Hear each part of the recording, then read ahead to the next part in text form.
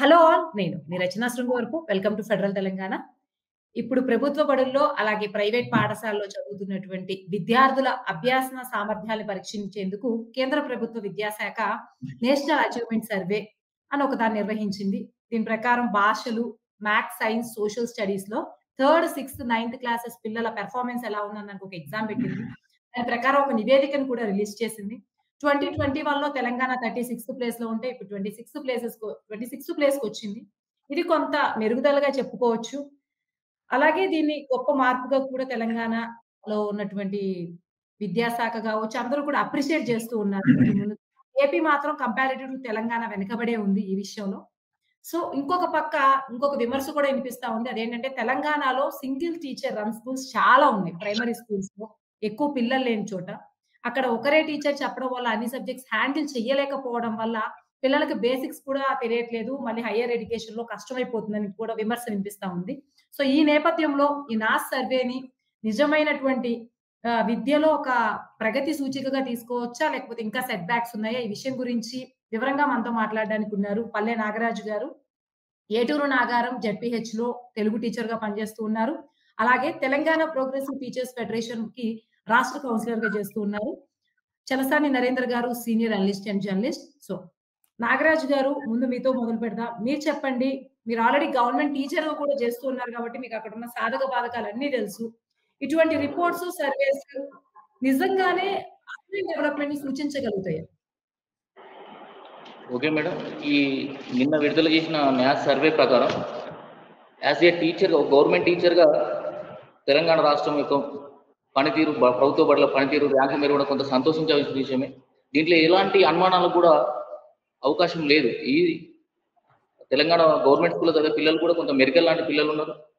Teachers కూడా కొంత awareness, టీచర్లలో కూడా అవేర్నెస్ పెరుగుతూ ఉన్నది. మనలో విద్యార్థుల సామర్థ్యాలు తగ్గిపోతే స్ట్రెంత్ తగ్గుతూ ఉన్నది. ప్రభుత్వ పాఠశాల మనడ కష్టం అవుతుంది అన్న ఉద్దేశంతో కొంత టీచర్స్ కూడా పనిచేయడం మొదలుపెట్టారు. మీరు అన్నట్టు ఇంతకుముందు మీరు ఇంట్రడక్షన్ లో ప్రస్తావించినట్టు ఏకోపాధ్యాయ పాఠశాలలు ఉన్నాయి.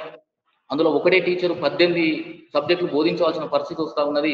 ఈ సందర్భంలో ఎట్లా సాధ్యం అవుతుందంటే కొంతమేరకే కాదు, చాలా అవకాశాలు ఉన్నాయి. అలాంటి పరిస్థితి ఉంది. దేశవ్యాప్తంగా చూసుకుంటే ఏకోపాధ్యాయ స్కూళ్లలో తెలంగాణ రాష్ట్రం 6వ స్థానంలో ఉంది. ఒక 5,000 పాఠశాలలు పైగా ఈరోజు ఏకోపాధ్యాయ పాఠశాలలు నడుస్తూ ఉన్నాయి. ఏకోపాధ్యాయ పాఠశాల అంటే 1వ తరగతిలో 3 సబ్జెక్టులు, 2వ తరగతిలో 3 సబ్జెక్టులు, 3, 4, 5 సబ్జెక్టులు, 15 సబ్జెక్టులు, అంటే ఏకంగా 18 సబ్జెక్టులు ఒకటే టీచర్ బోధించవలసిన పరిస్థితి ఉన్నది ఈరోజు తెలంగాణ రాష్ట్రం ప్రభుత్వ స్కూల్లో పరిస్థితి. అలాంటి నేపథ్యంలో ఏకోపాధ్యాయ పాఠశాలలో నాణ్యమైన విద్యను ఆశించడం కూడా కొంత మనం కష్టతరమైన విషయమే. సరే, ఈ న్యాస్ సర్వేని చూసుకుంటే మేడం, మనకు తెలంగాణ స్కూల్లో 20,000 పైచిలకు గవర్నమెంట్ స్కూల్ ఉన్నాయి. వీళ్ళు సర్వే చేసింది కూడా 3,342 స్కూళ్ళలో మాత్రమే సర్వే చేయలేదు. ఈ సర్వేని కూడా మనం చూడాల్సింది ఏంటంటే ఓన్లీ ప్రభుత్వ పాఠశాలలో చూడాల్సిన అవసరం లేదు. ఇందులో న్యాస్ వాళ్ళు ప్రైవేట్ స్కూళ్ళని చేశారు, గవర్నమెంట్ స్కూళ్ళని రెండింటిలో సర్వే చేశారు. Nagaraju sorry to interrupt. ఇక్కడ ఇంకొక పాయింట్. అక్కడ ఒక మాట అన్నారు. అదేంటంటే కేంద్ర ప్రభుత్వం నడిపేటువంటి పాఠశాలలు ప్రైవేట్ పాఠశాలల కన్నా సర్కారు బడుల పెర్ఫార్మెన్స్ బాగుంది అన్న స్టేట్మెంట్ వచ్చింది కాబట్టి మనం ఈ రోజు ఈ విషయం మాట్లాడుతున్నాం. సో, ఈ నేపథ్యంలో చెప్పండి. మీరు సింగిల్ స్కూల్స్ గురించి సింగిల్ స్టూడెంట్ స్కూల్ విషయంలో మనం 6వ స్థానంలో కొంత దురదృష్టకరమైన విషయమే. తెలంగాణ రాష్ట్రం ఏర్పడి 10 సంవత్సరాల తర్వాత కూడా ప్రభుత్వ పాఠశాలలో మెరుగుపడ్డది అనే విషయంలో మనం ఎలాంటి అనుమానాలకు ఏం లేదు. కొంత టీచర్స్ కూడా మెరుగుపడ్డారు మేడం. కొంత పర్యవేక్షణ కొంత జరుగుతూ ఉన్నది. టీచర్స్ కూడా అవేర్నెస్ పెరిగింది. పిల్లల్ని కూడా ప్రభుత్వం కూడా వివిధ కార్యక్రమాలు తీసుకొస్తున్నారు. ఎఫ్ఎల్ అని, ఉన్నతి ప్రోగ్రామ్ అని, కొంత రైటింగ్ కొంత దృష్టి పెట్టడం జరిగింది. ఒక సంవత్సరం అకాడమిక్ స్టార్టింగ్ లో 3 నెలలు అదే రన్ అవుతా ఉన్నది. కొంత మేరకు విద్యార్థులు కానీ టీచర్స్ కానీ కొంత కష్టపడింది. అందులో మనం ఆశ్చర్యపోవాల్సిన అవసరం లేదు. అయితే ఇంకా కూడా ఈ ర్యాంకు మెరుగుపడేది ఉండే మేము. వాస్తవానికి ఏం జరిగింది అనేది మనం అక్కడ మ్యాథ్స్ పేపర్ని కనుక అబ్జర్వ్ చేస్తే ప్రభుత్వ పాఠశాల నీట్ గా ఒక కాంపిటేటివ్ ఎగ్జామ్ లెవెల్లో ఉంటుంది ఆ పేపర్. మ్యాథ్స్ క్వశ్చన్ పేపర్ కనుక మనం అబ్జర్వ్ చేస్తే అట్లా విద్యార్థులు కూడా కొంత వెనుకబడింది. లేకుంటే ప్రభుత్వ పాఠశాలలో చదివే సిలబస్ ప్రకారమే కనుక క్వశ్చన్ పేపర్ ఇస్తుంటే కొంత ర్యాంకు మెరుగుపడేది ఉండే. ఇందులో మనం ఎలాంటి కూడా గవర్నమెంట్ స్కూళ్ళల్లో విద్యార్థుల సామర్థ్యాలు మెరుగుతీరు పడడంలో ఎలాంటి అనుమాన పడవలసిన అవసరం ఏం లేదు. ఇందులో మనం అందరం యాక్సెప్ట్ చేయాల్సింది, సంతోషించవలసిన విషయం. కానీ ఏకోపాధ్యాయ పాఠశాలలో కనుక మళ్ళీ అంటే ఇక్కడ మనం అబ్జర్వ్ చేయాల్సింది కూడా ఏంటంటే ఏకోపాధ్యాయ పాఠశాలను ఎక్కడ కూడా న్యాస్ సర్వే జరగలేదు. మా పరిశీలన ఏకోపాధ్యాయ పాఠశాలలో ఎక్కడ కూడా సెలెక్టెడ్ స్కూల్స్ ని వాళ్ళు కావాలని కూడా ముందస్తుగానే ఒక యాజ్ ఒక సంఘ బాధ్యంగా సంఘ లీడర్గా మీ అబ్జర్వ్ చేసింది ఏంటంటే వాళ్ళు సెలెక్టెడ్ స్కూల్స్ ని మాత్రమే తీసుకున్నారు. ఏకోపాధ్యాయ పాఠశాలలో కొంత సామర్థ్యాలు వెనుకబడి ఉంది. అందులో ఓన్లీ ఏకోపాధ్యాయ పాఠశాలలో ఇప్పుడు ఏం జరుగుతుందంటే రీడింగ్ రైటింగ్ మాత్రమే జరుగుతూ ఉంది. రీడింగ్ రైటింగ్ మాత్రమే జరుగుతూ ఉన్నది కాబట్టి అది కొంత ఆ విమర్శలతో తీసుకున్నా కూడా మనం దీనిలో యాక్సెప్ట్ చేయాల్సిన విషయాలే ఎక్కువ ఉన్నాయి. అభ్యసన సామర్థ్యాలు మెరుగుపడ్డ దాంట్లో మనం యాక్సెప్ట్ చేయాల్సిందే, కొంత మనం సంతోషించాల్సిన విషయమే. ఈ నేపథ్యంలో మనం అదే కోణంలో న్యాస్ సర్వే మనం తీసుకోవాల్సింది. కాకపోతే ఇక్కడ బాధపడవలసింది ఏంటంటే మనం ఫస్ట్ నుంచి ఉన్నది కూడా మాతృభాషలో మాత్రం రాష్ట్రం యొక్క సగటు 58 ఉంది. మాతృభాష సర్వే మన తెలుగు లాంగ్వేజ్ లో పిల్లలు నేర్చుకునేది 58% ఉంది. మనం ఇందులో చూస్తే మేడం మనం 26 అనుకుంటున్నాం కానీ 3, 6వ తరగతిలో 3, 6, 9 తరగతిలో తీసుకోవడం జరిగింది. మనం ఎప్పుడు కూడా తెలంగాణ రాష్ట్రంలో ప్రభుత్వ పాఠశాలలో విద్యార్థులు 3 సంవత్సరాలు సామర్థ్యాలు వెనుకబడి ఉంటారు. 3 సామర్థ్యాలు వెనుకబడి ఉంటారు. 8వ తరగతి పిల్లవానికి 5వ తరగతి చదవడం రాదు, 5వ తరగతి పిల్లలకి 3వ తరగతి చదవడం రాదు. ఇలాంటి సామర్థ్యాలు ఉంటాయి. ఇలాంటి సర్వేని కొంత మనం యాక్సెప్ట్ చేయాల్సిందే. ఒకప్పుడు ఉండే దాని మీద విమర్శలు ఉండే. ఈ నేపథ్యంలో మనం మ్యాథ్స్ సర్వేని మనం పరిశీలన చూస్తే కొంత సంతోషించదగ్గ విషయం. దీనంతా మనం యాక్సెప్ట్ చేయాల్సిందే. థ్యాంక్ యూ నాగరాజ్ గారు. మొత్తానికి కొంత పాజిటివ్ హోప్‌తో చెప్పారు. ఇప్పుడు మనతో గిరిజ పైడిమరి గారు కూడా జాయిన్ అయ్యారు. 38 ఏళ్ళు టీచర్‌గా పనిచేసి రిటైర్ అయ్యారు. ప్రస్తుతం writer, traveller and social activist కూడా. గిరిజ గారు వెల్కమ్ టు ఫెడరల్ తెలంగాణ. మీరు చెప్పండి ఆహ్, ఈ నా ఈ ఇదేదైతే నేషనల్ అచీవ్‌మెంట్ సర్వే జరిగిందో, ఇది జరిగింది కేవలం 3,342 పాఠశాలను ఎంపిక చేసి మాత్రమే. ఇంకో పక్కన మీరు ఆల్రెడీ 38 ఇయర్స్ పనిచేశారు కాబట్టి మీకు సాధక బాధకాలు రెండూ తెలుసు. ఇటువంటి సర్వేల రిపోర్ట్ ఆధారంగా మనం తెలంగాణలో గవర్నమెంట్ స్కూల్‌లో పిల్లలు ప్రైవేట్ పాఠశాలలు కేంద్ర ప్రభుత్వం రన్ చేసే స్కూల్స్ కన్నా బెటర్ పెర్ఫార్మ్ చేస్తారని అనుకోవచ్చా? అది వాస్తవానికి ఎంత దగ్గరలో ఉండే అవకాశం ఉందనుకుంటున్నారు? సో ఇప్పుడు చేసిన సర్వే రిపోర్ట్ ఏదైతే ఉందో అది 21 తర్వాత చేసిన రిపోర్ట్ కదా, అంటే 26% మెరుగైంది అనేది. సో 21 కి ముందర అంటే 21 ఇయర్ లో చేసిన సర్వేలో ఎట్లా అయినా తక్కువే ఉంటుంది. ఎందుకంటే అది కరోనా టైం అంతా కూడా ఎంత డిస్టర్బ్ అయినాయి స్కూల్స్, ప్రైవేట్ కానివ్వండి గవర్నమెంట్ కానివ్వండి, ఎంత డిస్టర్బ్ అయింది అనే విషయం మన అందరికీ తెలుసు. సో ఆ కరోనా టైంలో తక్కువ ఉంది, ఈ టైంలో మనకి ప్రోగ్రెస్ ఉంది అని చెప్తున్నారు. సో అదొక రీజన్. ఒకటి మనకు కరోనా టైం తర్వాత ఇది చూడడం అనేది. రెండోది ఏంటంటే ఈ రిపోర్ట్స్ ని మనం ఎంతవరకు నమ్మొచ్చు, అంటే ప్రైవేట్ స్కూల్స్ పిల్లలతో సమానంగా గవర్నమెంట్ స్కూల్ పిల్లలు ఉన్నారా అనేది కదా మీ బేసిక్ క్వశ్చన్. అయితే ఎప్పుడైనా సరేనండి ప్రైవేట్ స్కూల్ పిల్లలతో గవర్నమెంట్ స్కూల్స్ ని పోల్చకూడదు అని నేను అనుకుంటాను. అంటే వాళ్ళు మెన్షన్ చేస్తారండి అఫీషియల్స్ ఎప్పుడైనా సరే, ఈవెన్ స్కూల్స్ కి వచ్చినప్పుడు కూడా వాళ్ళు చీటికి మాటికి ప్రైవేట్ వాళ్ళతోనే కంపేర్ చేసి చెప్తూ ఉంటారు. కానీ నీకు ప్రైవేట్ స్కూల్ స్టూడెంట్స్ కి ఉండే ఫెసిలిటీస్ కానివ్వండి, వాళ్ళ పేరెంట్స్ బ్యాక్గ్రౌండ్ కానివ్వండి, ఇక్కడికి వచ్చే పిల్లల బ్యాక్గ్రౌండ్, ఇక్కడ ఉండే స్కూల్స్ లలో ఉండే ఫెసిలిటీస్ ఎంటైర్ డిఫరెంట్ ఉంటాయి. మోస్ట్ ఆఫ్ ది ప్రైవేట్స్ అంటే ఇప్పుడు వీళ్ళు ఏ స్కూల్స్ అయితే మనకు ప్రామాణికంగా చూపుతున్నారో అక్కడ పేరెంట్స్ అందరూ కూడా ఎడ్యుకేటెడ్ పేరెంట్స్ ఉంటారు. సో వాళ్ళందరూ కూడా కొంత పిల్లల చదువు పట్ల శ్రద్ధ పెడతారు. గవర్నమెంట్ స్కూల్లో ఏంటంటే ఎడ్యుకేటెడ్ పేరెంట్స్ ఉండరు. వాళ్ళు పొద్దున పోతే ఆ పిల్లలు బడికొచ్చారా రాలేదా ఏం చేశారా అనే విషయం కూడా వాళ్ళకి తెలియదు. సో అంటే ఒకటి ఎప్పుడైనా కంపారిజన్ అనేది ఈక్వలెన్స్ మధ్యలో జరగాలి. సో అక్కడ పరిస్థితులు విడిగా ఉంటాయి, వాళ్ళ బ్యాక్గ్రౌండ్ విడిగా ఉంటుంది, వాళ్ళ స్టాండర్డ్ విడిగా ఉంటుంది, వీళ్ళ పిల్లలు ఇది విడిగా ఉంటుంది. నేను చాలా సార్లు అఫీషియల్స్ తో కూడా అనేదాన్ని, అలా ఎలా కంపేర్ చేస్తారండి అనేది. అంటే కంపారిజన్ ఈక్వలెన్స్ మధ్యలో ఉండాలనేది మనం అంటాం. అందుకని రెండోది ఇంకో విషయం ఏంటంటే గవర్నమెంట్ స్కూల్లో చదివే పిల్లలు తెలివిగల వాళ్ళ అంటే ఖచ్చితంగా తెలివైన వాళ్ళనే చెప్తానండి. ఎందుకు తెలివైన వాళ్ళంటే అంటే నిజానికి కూడా ప్రైవేట్ స్కూల్ పిల్లల కంటే కూడా వీళ్ళు చాలా తెలివైన వాళ్ళు. గవర్నమెంట్ స్కూల్ పిల్లల్లో నా అనుభవంలో నాకు అనిపిస్తుంది రెండే రకాలు ఉంటారు. అయితే ఒకళ్ళు బాగా చదివి పైకి ఎదిగిన వాళ్ళు, లేకపోతే రెండోది అసలు చదవకుండా పనులకు పోయేవాళ్ళు. మీకు ప్రైవేట్ స్కూల్ పిల్లలు ఏంటంటే డిగ్రీలు చేతిలోకి వస్తాయి, వాడికి నాలెడ్జ్ ఉండదు. అంటే చదువుకున్న వాడి లెక్కలోకి వస్తాడు కానీ కావాల్సిన నాలెడ్జ్ స్కిల్స్ అక్కడ ఉండవు. ఇప్పుడు మనము ఒక ప్రైవేట్ పిల్లోని ప్రైవేట్ స్కూల్ స్టూడెంట్ ని ఒక గవర్నమెంట్ స్కూల్ స్టూడెంట్ ని ఏదైనా ఒక కామన్ పని మీద పంపించినట్లయితే ఈ పిల్లోడు చేసుకొచ్చినంత బాగా పని ఆ పిల్లోడు చేసుకురాడు. ఎందుకంటే వాళ్ళు పంజరంలో చిలకల్లాగా ఉంటారు. వాళ్ళు అంతవరకు మాత్రమే తెలుసు. ఈ పిల్లలకేంటంటే వాళ్ళు లైఫ్ స్ట్రగుల్‌లో నుంచి వస్తారు గాబట్టి, వీళ్ళకు లోక జ్ఞానం గానియండి, నాలెడ్జ్ ఎక్కువుంటుంది. అయితే ఎందుకు మరి పిల్లలు చాలా మంది వెనకబడతారు గవర్నమెంట్ స్కూల్‌లో అంటే, దానికి కారణాలు చాలా ఉన్నాయండి. అది చెప్తే ఇప్పుడు ఒక పూట సరిపోదసలు నిజానికి. సో, అందుకని బాగా చదివే పిల్లలు అంటే అన్ని డిస్టర్బెన్సెస్ తట్టుకొని, నిలబడి బాగా చదివితే గనక మనకు గవర్నమెంట్ స్కూల్ పిల్లలు ఉన్నంత స్టాండర్డ్ ప్రైవేట్ స్కూల్ పిల్లల్లో కనిపించదు. అంటే ఇంగ్లీష్ మాట్లాడడం ఒక్కటే స్టాండర్డ్ అనే అపోహ కూడా ఈ రోజుల్లో బాగా పెరిగిపోయింది. సో, నేను చెప్తుంది టోటల్‌గా నాలెడ్జ్. హ్మ్. ఇంగ్లీష్ చిలక పలుకులు వల్లించడం ప్రైవేట్ స్కూల్‌లో ఉంటుంది. మనకు గవర్నమెంట్ స్కూల్స్‌లో ఉండదు. కానీ నేను నాలెడ్జ్ పరంగా చూసినట్టయితే, నాలెడ్జ్ ఖచ్చితంగా గవర్నమెంట్ పిల్లలకు బాగా చదివే పిల్లలకు వీళ్ళకి చాలా నాలెడ్జ్ ఉంటుంది. మనకు సర్వేలు కూడా చెప్తున్నాయి ఏంటంటే గవర్నమెంట్ స్కూల్‌లో చదివిన పిల్లలే ఐఐటీకి వాటికి కూడా చాలా మంది సెలెక్ట్ అవుతున్నారు అనే విషయాలు కూడా మనకు తెలుసు. సో, ఈ రకంగా చూసినప్పుడు ప్రైవేట్ స్కూల్స్ కంటే గవర్నమెంట్ స్కూల్ పిల్లలు బాగా ఉంటారు, తెలివిగా ఉంటారు, చదువుతారు. కానీ అందులో మళ్ళీ కొన్ని వేరియేషన్స్ ఉంటాయి. ఇది నా అభిప్రాయం. థాంక్ థాంక్ యూ గిరిజ గారు. గిరిజ గారు ఒక కొత్త ఫ్యాక్టర్ యాడ్ చేశారు.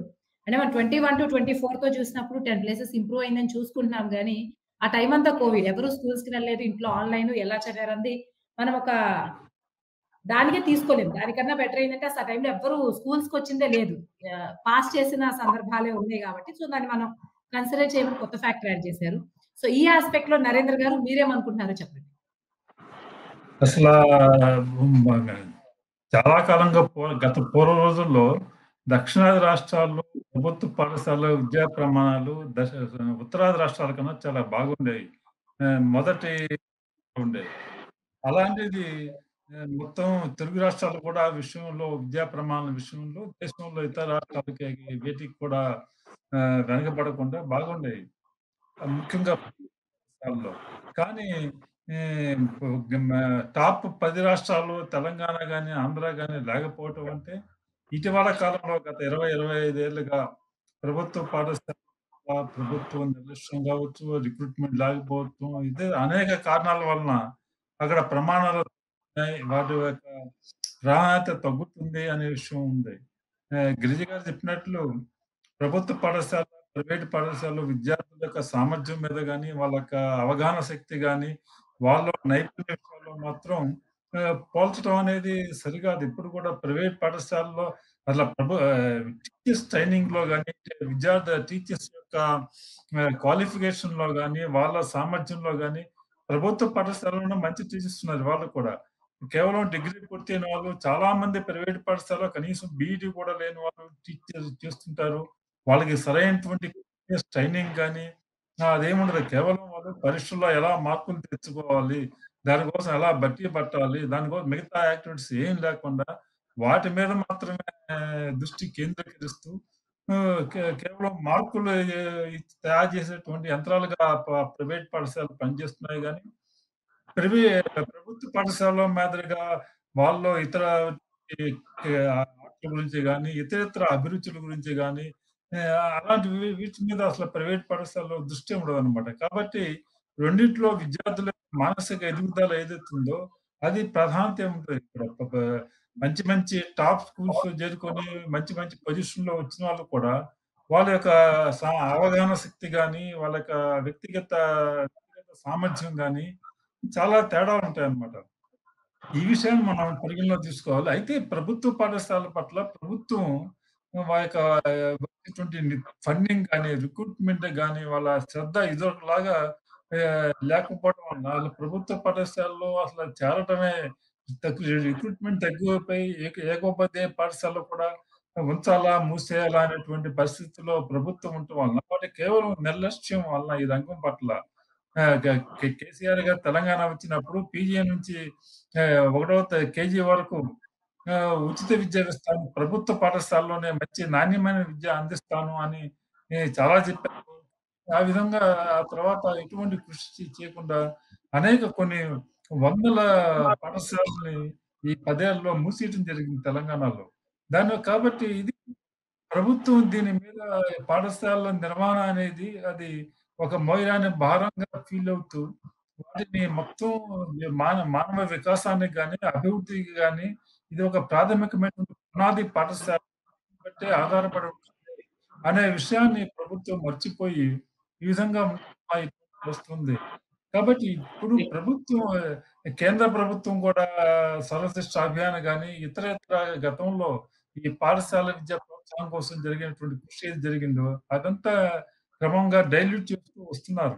ఈ ఈ విధంగా సహజంగానే ఇదే సమయంలో గతంలో ఈ ప్రాథమిక విద్య విషయంలో బాగా వెనుకబడినటువంటి ఉత్తరప్రదేశ్, బీహార్ లాంటి రాష్ట్రాలు ఉత్తరాదిన క్రమంగా అవి క్వాలిటీ ఎడ్యుకేషన్ విషయంలో క్రమంగా అంటే ఆన్ పార్ అని చెప్పాలి క్రమంగా అవి పెంచుకుంటున్నాయి. ఎందుకంటే అక్కడ టీచర్ గా నరేంద్ర గారు షార్ట్ గా కంక్లూడ్ చేయరా?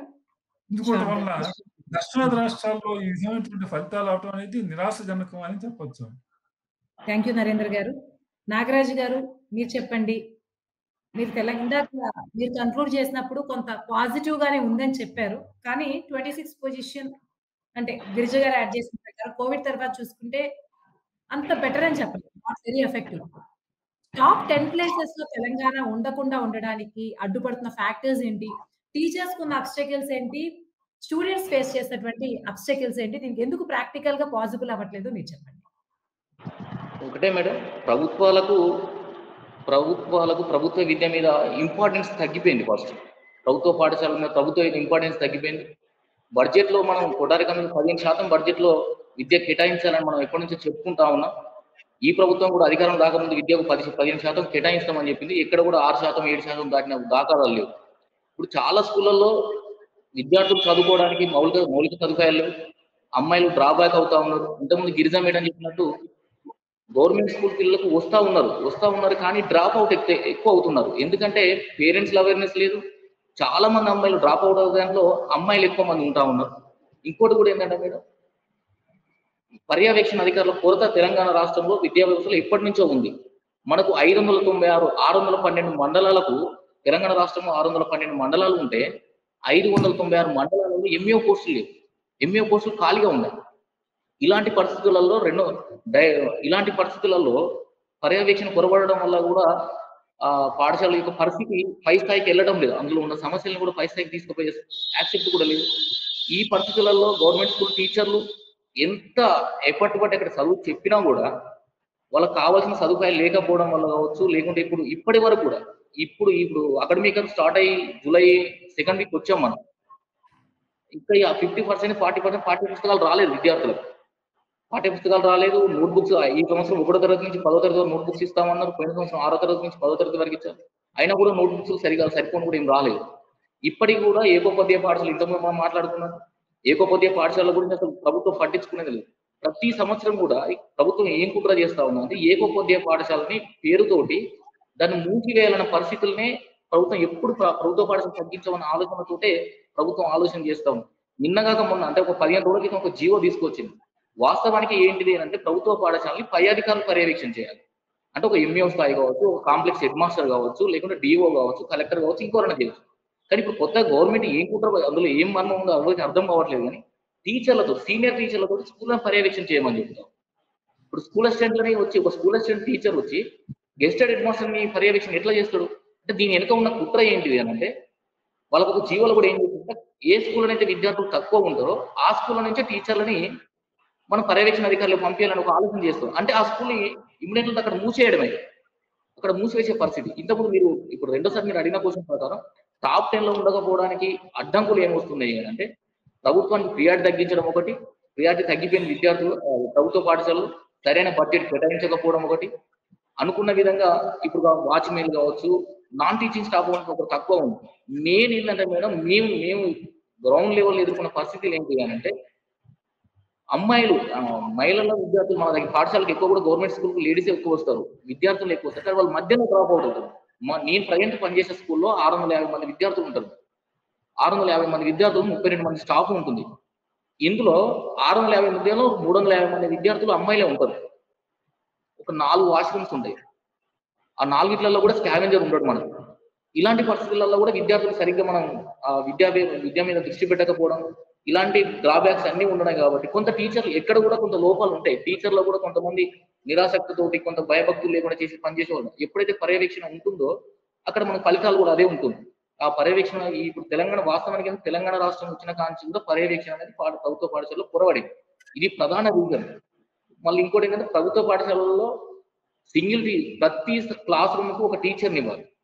ప్రతి క్లాస్ రూమ్ కూడా ప్రతి తరగతికి ఒక ఉపాధ్యాయుని ఇవ్వాలి. సింగిల్ టీచర్ ఉంటాడేమో, ఒకటే టీచర్ ఉంటున్నాడు. లేకుంటే మన దగ్గర ఒక వేల సంఖ్యలలో 3 తరగతులు ఉన్న పాఠశాలలు చాలా ఉన్నాయి. కొన్ని వేల సంఖ్యలలో 3 తరగతులు ఉంటే 3 రూములు ఉన్న తరగతులు. ఆ 3 రూములలో 5 తరగతులు కూర్చోబెట్టాలి. ఒకటే రూమ్ లో 3 తరగతులు కూర్చోబెట్టాలి. ఒకటే టీచర్ ఉంటాడు. ఆ ఒక్క సబ్జెక్ట్ ఎవరికి ఏం చెప్పాలో కూడా అర్థం కాని పరిస్థితులు ఉంది. ప్రభుత్వం కొత్త డ్రామా ఆడుతా ఉన్నది. టీచర్లందరికీ ట్రైనింగ్ ఇచ్చుకుంటూ ఇప్పుడు ప్రభుత్వం ఒక 4-5 స్వచ్ఛంద సంస్థలతో కూడా టైఅప్ అయింది. స్టెమ్ లాంటి టెక్నాలజీ సంబంధించింది సాంకేతికత వచ్చినంత మాత్రాన విద్యార్థులు మెరుగుపడే సామర్థ్యాలు ఏమి ఉందో, ఎప్పుడు కూడా గ్రౌండ్ లెవెల్ ఉన్న సమస్యల మీద ప్రభుత్వం ఎప్పుడైతే దృష్టి పెడుతుందో అప్పుడే ఇప్పుడు ఉన్న సర్వేలతో ఏం కానీ ఇంతకంటే మెరుగైన సర్వే ఫలితాలు రావడానికి అవకాశం ఎక్కువ ఉంటుంది. ఆ దిశగా గవర్నమెంట్ ఆలోచన చేయవలసిన అవసరం కూడా ఉంటుంది. థ్యాంక్ యూ నాగరాజ్ గారు. గిరిజ గారు మీరు చెప్పండి. టీచర్స్ ఎదుర్కొంటున్న సమస్యలు, ప్రభుత్వ నిర్లక్ష్యం గురించి నాగరాజ్ గారు చెప్పారు. సో మీరున్నప్పుడు అంటే ఇప్పుడు మీరు రిటైర్ అయ్యారు కాబట్టి మీ 35 ఇయర్స్ ఆఫ్ ఎక్స్‌పీరియన్స్ లో ఇంతకన్నా ఏమన్నా బెటర్ గా ఉండిందా? ఈ మధ్య పాలకుల వైఫల్యం, నిర్లక్ష్యం కనిపిస్తూ ఉందా? లేకపోతే మీ కాలం నుంచి ఉందా? నాగరాజు గారు చెప్పినటువంటి కాజెస్ కాకుండా ఇంకేమైనా ఉన్నాయి? ఇంకేమైనా ప్రాక్టికల్ సొల్యూషన్స్ కూడా మీ మైండ్ లో ఏమైనా ఉంటే చెప్పండి. అంటే డే బై డే ఏమవుతుందంటే మనకి కొంత నిర్లక్ష్యం ఎక్కువ అవుతుందండి. దానికి కారణాలు అంటే ఇప్పుడు నేను ఉద్యోగంలో చేరిన కొత్తల్లో ఇంత టెక్నాలజీ లేదు మనకి, అసలు కంప్యూటరే లేదు అప్పుడు.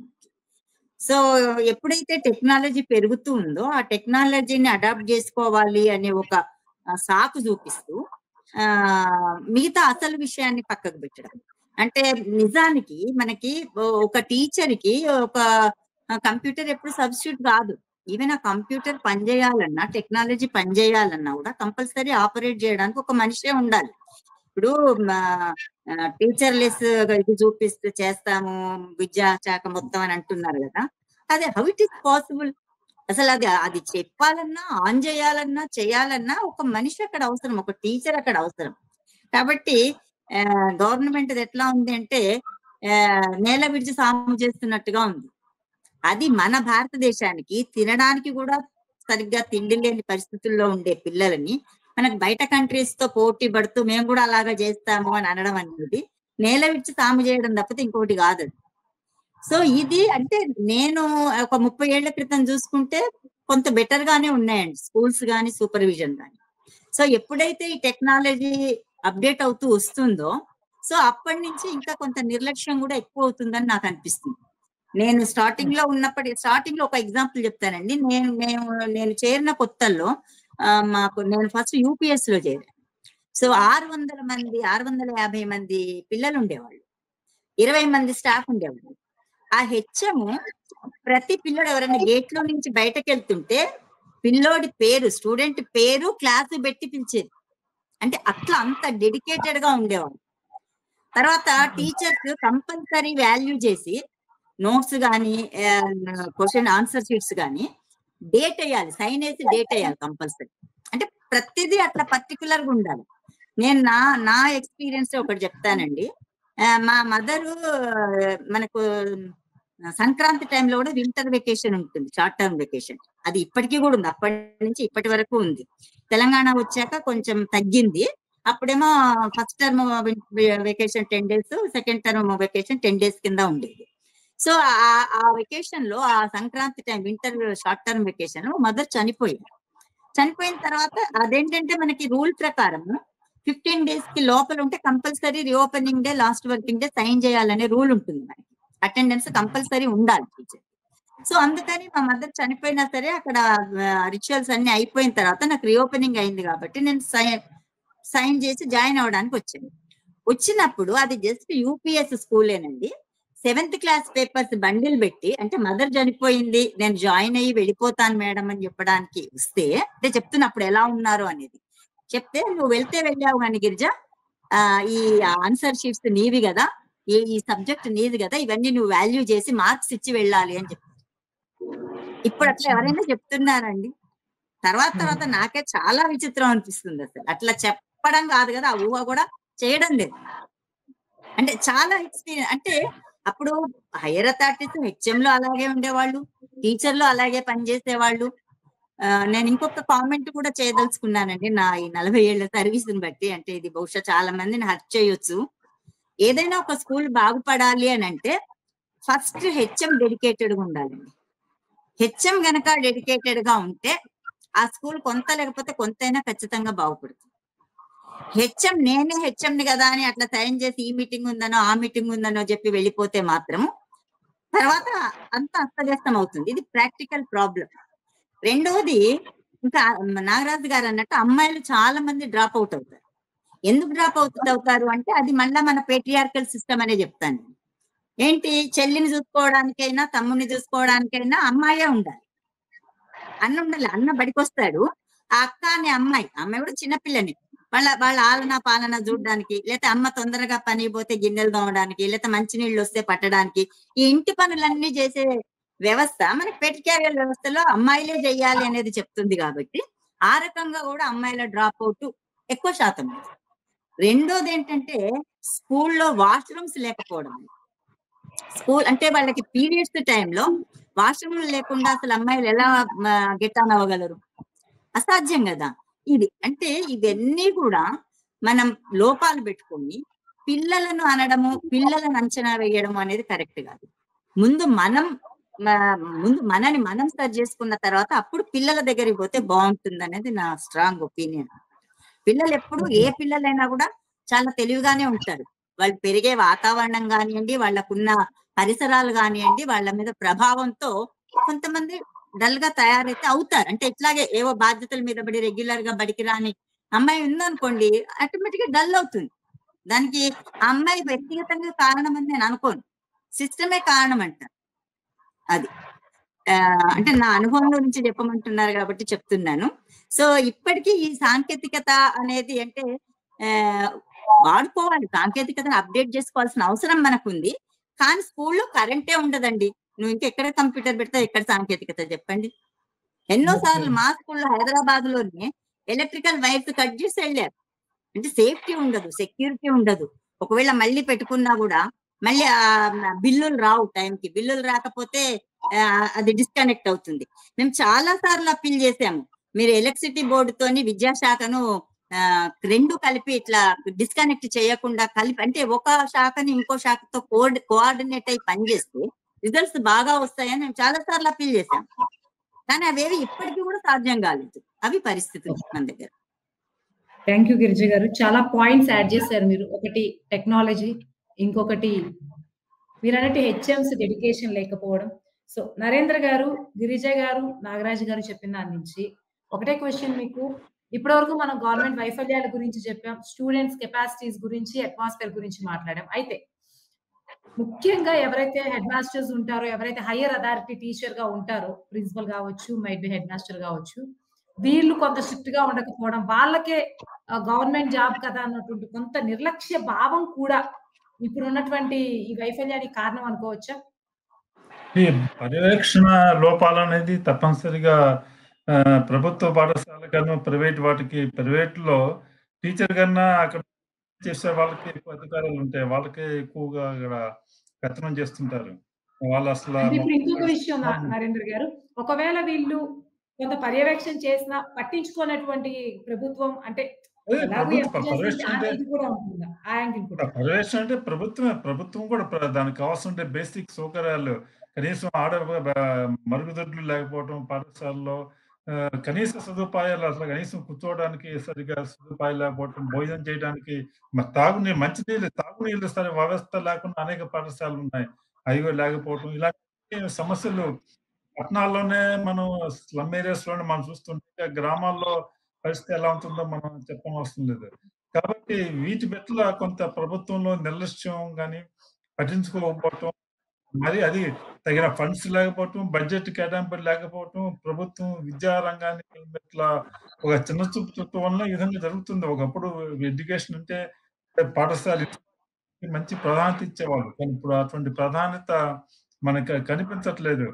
ఢిల్లీలో కేజ్రీవాల్ ప్రభుత్వంలో చేసినటువంటి మేజర్ అచీవ్మెంట్ ఏంటంటే బ్రహ్మాండంగా హైటెక్ స్కూల్ లాగా ప్రభుత్వ పాఠశాల కట్టారండి.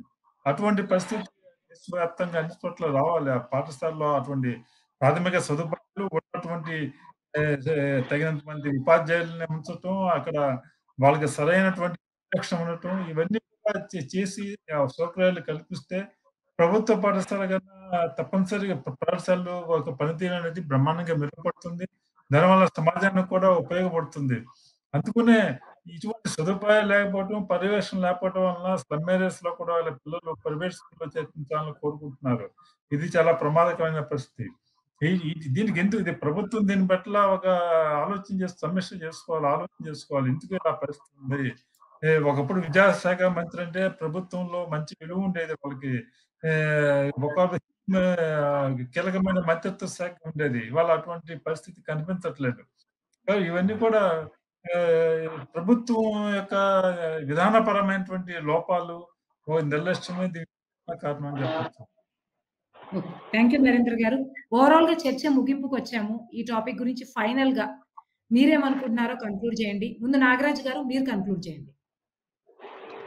Okay madam. ఎప్పుడైతే ప్రభుత్వ పాఠశాలలో పలకను దూరం విద్యార్థులకు ప్రాథమిక విద్యలో పలకను దూరం చేశారో ప్రతిభ అప్పుడే ప్రభుత్వ పాఠశాల నుంచి దూరం అయిపోయింది. ఒకప్పుడు మనం 1వ తరగతిలో జాయిన్ కావాలి అంటే ఫస్ట్ పలక బలపం ఉండేది. అక్కడ అక్కాలు కానీ మనకు 1, 2 కానీ ఎక్కాలు కానీ అనేది ఉండేది. ఇప్పుడు సీనియర్ ఉపాధ్యాయులకు తెలుసు అవి. ఇది జరిగేది. ఇప్పుడు సీసీ మెథడ్ అని ఏం చేస్తున్నారంటే పలకను దూరం చేశారు. వాడు పాఠశాలకు రాగానే 3 పుస్తకాలు మన చేతిలో పెడుతున్నాం. 3 పుస్తకాలు చేతిలో పెడితే ఆ విద్యార్థికి ఆ 5 సంవత్సరాలలో జాయిన్ అయిన విద్యార్థికి అది మనం ఏం చేయాలో కూడా ఆశ్చర్యపోతున్నాం, భయపడుతున్నాం.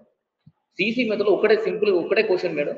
అందులో ఏమున్నదంటే 1వ తరగతిలో ఒక క్వశ్చన్, వర్షం పడుతూ ఉంటే మీ అనుభూతిని రాయమని ఒక ప్రశ్న ఇచ్చింది 1వ తరగతి. వాడు ఒక్కడికి పాఠశాలకు వచ్చి 6 నెలలు అవుతుంది. ఎలా రాయగలుగుతాడు విద్యార్థి? ఇలా ఎప్పుడైతే పలకం దూరం చేశారో ప్రతిభ దూరం అయిపోయింది. ఇవి మళ్ళీ ప్రాథమిక ప్రభుత్వ పాఠశాలల్లో పూర్వ ప్రాథమిక విద్యను ఖచ్చితంగా ప్రవేశపెట్టవలసిన అవసరం ఉన్నది. ఇప్పుడు ఒక ప్రైవేట్ పాఠశాలలో 5 సంవత్సరాలు ఏజ్కి వచ్చేసరికి స్టూడెంట్ కి అన్ని సామర్థ్యాలు వస్తాయి. అంటే ఇంగ్లీష్లో ఏబిసిడీలు వస్తాయి, వర్ణమాల వస్తుంది, 1, 2 అంటే మ్యాథమెటికల్ సంబంధించిన నెంబర్స్ వస్తాయి, ఇవన్నీ వస్తాయి. కానీ ఇక్కడ గవర్నమెంట్ స్కూళ్ళల్లో 5వ తరగతి 5 సంవత్సరాలలో మన ప్రవేశం ఉన్నది. 5 సంవత్సరాల కంటే అక్కడ స్టార్ట్ చేస్తాం. ఇక్కడ కాబట్టి స్ట్రాంగ్ అన్ని సంఘాలను కావచ్చు, ఇప్పుడు ఉపాధ్యాయులను కూడా మేము బలంగా కోరుకునేది ఏంటంటే ఖచ్చితంగా ప్రభుత్వ పాఠశాలలో పూర్వ ప్రాథమిక విద్యను ప్రవేశపెట్టాలి. పూర్వ ప్రాథమిక విద్యను ఎప్పుడైతే ప్రవేశపెడతారో అందుకు దానికి సరిపోయిన టీచర్లు నియమించాలి. ప్రభుత్వ పాఠశాల బడ్జెట్ లో కూడా 20% నిధులు కేటాయించాల్సిన అవసరం ఉంది. ఇవన్నీ ఎప్పుడైతే ప్రభుత్వం ఆలోచన చేస్తుందో అప్పుడు ప్రభుత్వ పాఠశాలలు ఈ రోజు నిన్న రిలీజ్ చేసిన మ్యాథ్స్ సర్వే కంటే ఇంకా రెట్టింపు సర్వే ఫలితాలు కూడా వచ్చే అవకాశాలు ఎక్కువ ఉంటాయి. థ్యాంక్ యూ నాగరాజ్ గారు. గిరిజ గారు మీరు కన్క్లూడ్ చేయండి. నాది ఒకటే మాట అండి. ఈ గవర్నమెంట్ స్కూల్స్ కనుక బాగుపడాలి అంటే టోటల్ గా స్కూల్ విద్యా విధానమే మారాలి. ఒక కామన్ స్కూల్ సిస్టమ్ అనేది రావాలి అంటారు. అంటే కామన్ స్కూల్ సిస్టమ్ వచ్చినప్పుడు అక్కడ వాటంతట అవి అన్ని వస్తూ ఉంటాయి. దాన్ని ప్రత్యేకించి మనం ఏం అడగాల్సిన అవసరం లేదు. అంటే ఒక పొలిటీషియన్ పిల్లలు, ఒక కింది స్థాయి పిల్లడు ఒకటే స్కూల్ కు పోతున్నప్పుడు అది మనం స్థూలంగా కామన్ స్కూల్ విధానం అని కనుక చెప్పుకున్నట్లయితే అది జరిగినప్పుడు అన్ని వసతులు ఏర్పడతాయి. అయితే ఈ కామన్ స్కూల్ సిస్టమ్ అనేది ఎన్నో ఏళ్ల నుంచి మా డెమోక్రటిక్ టీచర్స్ యూనియన్ తరఫు నుంచి మేము చేస్తున్నాము. విద్యా పరిరక్షణ కమిటీ వాళ్ళు డిమాండ్ చేస్తున్నారు. అది అవుతుందా కాదా అంటే మళ్ళీ ఎటొచ్చి భూమి గుండ్రంగా ఉంది అని మన పొలిటీషియన్స్ దగ్గరికే పోవాలి.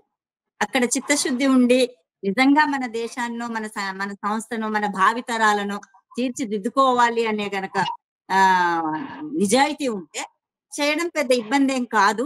కానీ అదైతే ఇప్పట్లో రాకపోవచ్చు కూడా, కానీ వస్తుందని నేను ఆశిస్తున్నాను. అప్పుడు మాత్రమే అన్ని రకాలుగా విద్యా విధానం అనేది బాగుపడుతుందని నా ప్రగాఢ నమ్మకం. ఇప్పుడు మేడం చెప్పినట్టు కామన్ స్కూల్ విధానంలో మేము విద్యా పరిరక్షణ కమిటీలు కూడా పనిచేస్తాం. ఒకటే వాక్యం దాని కామెంట్, ఈ రోజులలో కామన్ స్కూల్ గురించి ఎవరైతే మాట్లాడుతున్నారో వాళ్ళని రాజద్రోహులుగా చూస్తున్నది గవర్నమెంట్. అర్బన్ నక్సల్ ముద్ర కూడా వేసే ప్రయత్నం చేస్తూ ఉన్నది. కామన్ స్కూల్ అంటేనే ఇప్పుడు గవర్నమెంట్ కు మింగుడు పడిన అంశంగా మారింది. థ్యాంక్ యూ నాగరాజ్ గారు. నరేంద్ర గారు మీరు కన్క్లూడ్ చేయండి. అసలు ఈ నూతన ఆర్థిక విధానాల పేరుతో వచ్చినప్పటి నుంచి ప్రభుత్వం విద్యా, వైద్యం అంటే ఈ 2 రంగాల నుంచి విత్డ్రా అయిపోతుంది క్రమంగా. అసలు ప్రభుత్వం తమగే పట్టినట్లు ఇవన్నిటి కూడా ప్రైవేట్ వాళ్ళకి వదిలేసి ప్రభుత్వ ఆసుపత్రులు కానీ, ప్రభుత్వ పాఠశాలలు కానీ నిర్వీర్యం చేస్తుంది. ఆ విధంగా చేయటం వల్లనే ఈ ప్రభుత్వ పాఠశాలల పట్ల శ్రద్ధ లేకపోవటం వల్లనే ప్రైవేట్ వాళ్ళు అభివృద్ధి చెందుతున్నారు. వాళ్ళ యొక్క డిమాండ్ పెరుగుతుంది. ఇది అంతా కూడా ఒక విషస్ సర్కిల్ లాగా జరుగుతుందనమాట. ప్రభుత్వం ఒక కావాలని ఉద్దేశపూర్వకంగా ఒక ప్రైవేట్ విద్యా సంస్థలను ఒక మాఫియా లాగా అయిపోయి, వాటిలో కూడా ప్రైవేట్ విద్యా సంస్థల్లో 2 రకాలున్నాయి. వాడి కార్పొరేట్ స్థాయిలో నడిచే విద్యా సంస్థలు వేరు. బడ్జెట్ స్కూల్స్ చిన్న చిన్న స్కూల్స్ పెట్టి అవి వేరు. అయి సామాన్య ప్రజలు వాటిలో చేరుతుంటారు. ఈ కార్పొరేట్ పాఠశాలలు ఎవరైతే ఉన్నాయో ప్రైవేట్ రంగంలో వాళ్ళు మిగతా వాటన్నిటిని కూడా మింగేసి ఎవరు లేకుండా తమే ఫీల్డ్‌లో ఉండాలని చేసి మొత్తం విద్యా రంగాన్ని ఒక యంత్రంలాగా తయారు చేసేటువంటి ప్రయత్నాలు ఉన్నాయి. దానికి ప్రభుత్వ ప్రోత్సాహం ఉంది. దాంట్లో భాగంగానే ప్రభుత్వ పాఠశాలని యొక్క ప్రమాణాలని క్షీణించే విధంగా వాటి యొక్క ప్రాధాన్యత తగ్గించే విధంగా కుట్రపూరితంగా జరుగుతుందని నేను భావిస్తున్నాను. థాంక్ యూ నరేంద్ర గారు. నాగరాజు గారు, గిరిజ గారు, నరేంద్ర గారు థాంక్ యూ సో మచ్ ఇంత ఇన్ఫర్మేటివ్ డిస్కషన్‌లో పార్టిసిపేట్ చేసినందుకు. ఎందుకంటే ఇప్పటి వరకు పైన ఈ సర్వే రిజల్ట్స్ అన్నవి ఎంతవరకు నిజానికి దగ్గరగా ఉన్నాయో, దూరంగా ఉన్నాయో బయట ఉన్న వాళ్ళకి తెలీదు. దానికి ఉన్నటువంటి రియల్ రీజన్స్ ఏంటి? నాగరాజు గారు కూడా యాస్ ఎ వర్కింగ్ టీచర్‌గా ఇప్పుడు ఉన్నారు కాబట్టి గవర్నమెంట్ స్కూల్‌లో చాలా క్లియర్‌గా ఉన్న ప్రాబ్లమ్స్ అన్నీ చెప్పారు. అలాగే గిరిజ గారు 35 ఇయర్స్ ఆఫ్ ఎక్స్‌పీరియన్స్‌తో అప్పటికి ఇప్పటికి ఉన్నటువంటివి. అలాగే ఈ రిజల్ట్ ఉన్నప్పుడు ఉన్నటువంటి టైమ్ బీయింగ్‌ని అంతా చేసి చాలా న్యూ పర్స్పెక్టివ్‌లో చెప్పారు. ఒక సొల్యూషన్ కూడా ప్రపోజ్ చేశారు కామన్ స్కూల్ సిస్టమ్‌ది. సో, అలాగే నరేంద్ర గారు ఓవరాల్‌గా జనరల్‌గా చూసి దాన్ని అనలైజ్ చేసి చెప్పారు. థాంక్ యూ సో మచ్ ఇంత ఇన్ఫర్మేటివ్ డిస్కషన్‌లో పార్టిసిపేట్ చేసినందుకు. ఇంతటితో ఈ చర్చను ముగిద్దాం.